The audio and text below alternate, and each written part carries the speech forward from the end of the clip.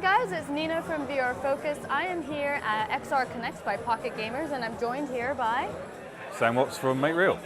So you have an exciting announcement to make, and you showed me a little bit of it, but you couldn't show more. Tell me a little bit more about the game and what it's all about. So we're here today at XRConnects as part of the XR Indie Pitch, and we're going to be showcasing and unveiling our new game, Pastime for Pirates, which is a full VR, 6-DoF social VR, hopefully multi-platform or maybe one targeted platform.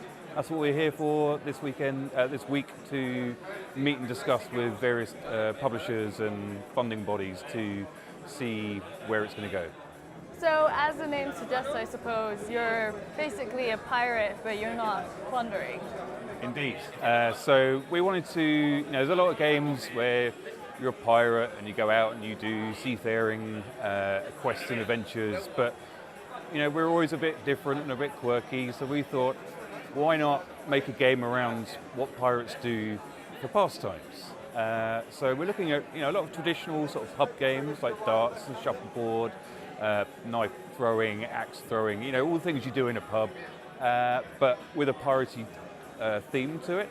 So the idea is that you'll be able to run around the galleon, that would be your social VR lobby, you'll be able to hook up with your other piratey pals or find new pirate strange friends, and then go into your own instance to be able to play a game of darts, and there'll be a variety of different types of darts that you can play, or different modes of shufflepuck, knife throwing, doubloon gambling, a whole load of, not actual gambling,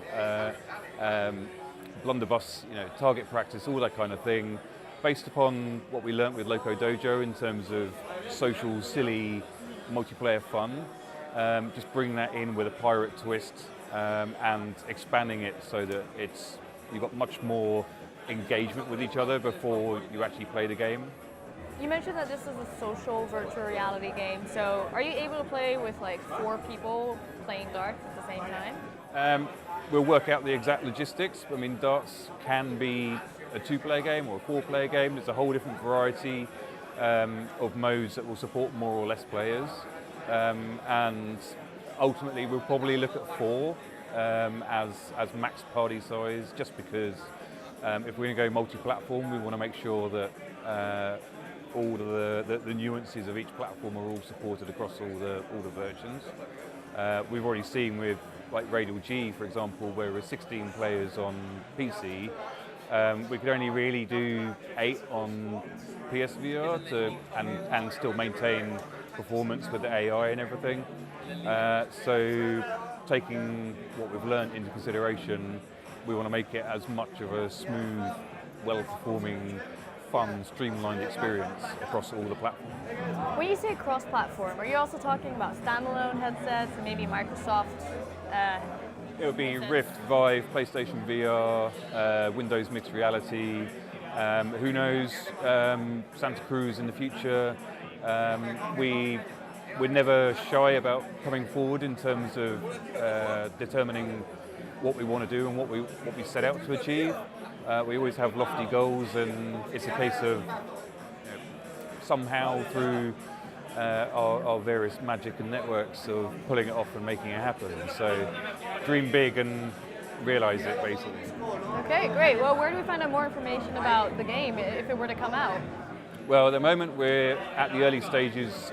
We have the prototype here today, which, big disclaimer, it's all placeholder art, it's not final art. We're just playing around with the concepts and the mechanisms of how it would feel. We did actually start off as like a mobile VR title with 3-DoF, but we felt for proper nuance and building up the skill that it really needed 6-DoF and like touch or Vive or Move, or the Windows Mixed Reality controllers. And then that will allow people to, we always have the premise of easy to pick up, hard to master. So we want to give people that feedback of actually that sense of accomplishment of improving their gameplay. And then through that, they'll be able to unlock avatar customization and make their pirate that bit more badass than the ones who are just joining the world. What are we looking at for a rough release date if it were to get funding? We're always aggressive with our development timelines. So, as I say, we're in the early stages. We're looking for publishers and funding at the moment. We've got a number of meetings lined up here at XRConnects, and then I'm not expecting to walk away with a blank check today, but we will follow those up and hopefully start development within the next couple of months, and then we aim to launch by the end of the year. By the end of the year. Okay, great. Well, where can our viewers go to find out more information about you guys? Well, you can go to makereal.com. There's obviously our existing games, Radial G and Loco Dojo, but then also there is a website registered. I remembered to do that before we announced it, so nobody else did. But there'll be a placeholder for the moment, pastimeforpirates.com. There is a Twitter account, PFP_VR, or just search for Pastime for Pirates. Just think pastimes, pirates, plundering, and everything else. All right, well, thank you so much for your time. You're welcome. Head over to vrfocus.com if you want to find out more about virtual reality, and we'll see you next time.